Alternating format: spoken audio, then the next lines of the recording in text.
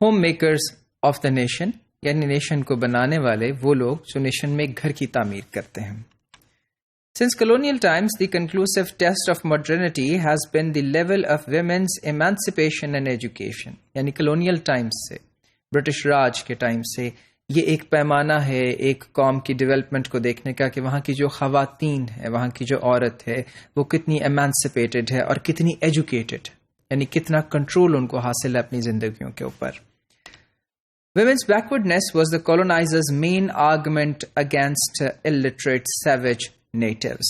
اور وہاں کے رہنے والوں کے لیے جو کالونائزرز تھے ان کا ایک مین آرگومنٹ ہی یہ تھا کہ خواتین کی جو بیکورڈنس ہے وہ سب سے بڑا المیہ ہے یہاں کے illiterate اور savage natives کا.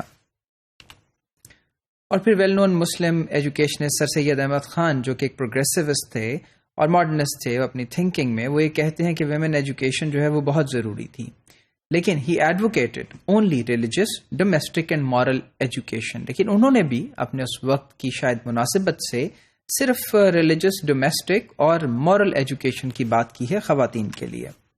Secular modern education was considered dangerous for women and not suitable for their roles in society.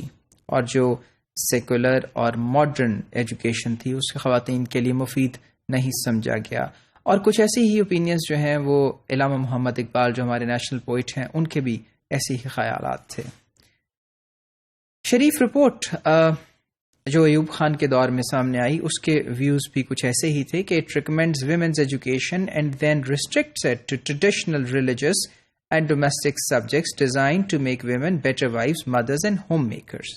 اور شریف رپورٹ بھی جو کہ دنیا میں اور بہت سے فلاسفرز بھی اسی طرح سوچ رہے تھے کہ جو خواتین کا رول ہے اس کو ان کی ایجوکیشن کی بات تو ہوئی لیکن انہیں ریسٹرکٹ کر دیا گیا ان سبجیکٹس کے ساتھ جو کہ ڈومیسٹک سبجیکٹس تھے، جو اس طرح سے جن کو ڈیزائن کیا گیا تھا کہ وہ بہتر مائیں بن سکیں، بہتر بیویاں بن سکیں اور بہتر گھر بنانے والیاں بن سکیں.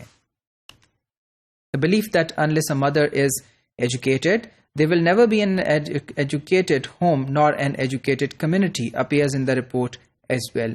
اور پھر جب تک ایک ماں کو، جب تک ایک خاتون خانہ کو تربیت اور تعلیم نہیں دی جائے گی اس وقت تک ایک ایجوکیٹڈ کمیونٹی ڈیولپ نہیں ہو سکتی. یہ بھی اس رپورٹ میں بہت جگہ پر آیا ہے.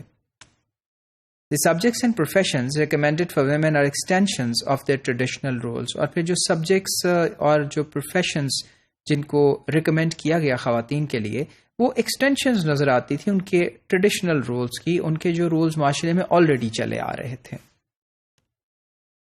اور ایگزامپل یہ ہے کہ the policy of 1959 suggests teaching women elementary home craft, tailoring, needle work, cooking, weaving, home and child care. اور یہاں اگر ہم دیکھیں تو یہ سب وہ سبجیکٹس ہیں جو خاتون خانہ کے لیے جو ہیں جنہیں مختص کیا گیا تھا 1959 کی پالیسی کے اندر.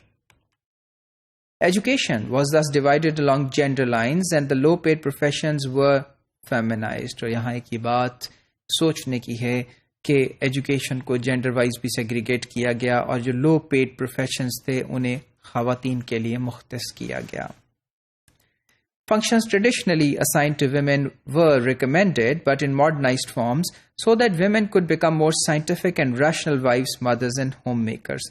اب باتیں تو وہی تھی جو ویمن کے لیے کی گئی جو وہ پہلے کر رہی تھی، لیکن صرف فرق اتنا تھا کہ اسے زیادہ سائنٹیفک کر دیا گیا اس لیے کہ وہ سائنٹیفک اور ریشنل وائفز بن سکیں، مائیں بن سکیں اور گھر کو بنانے والی بن سکیں.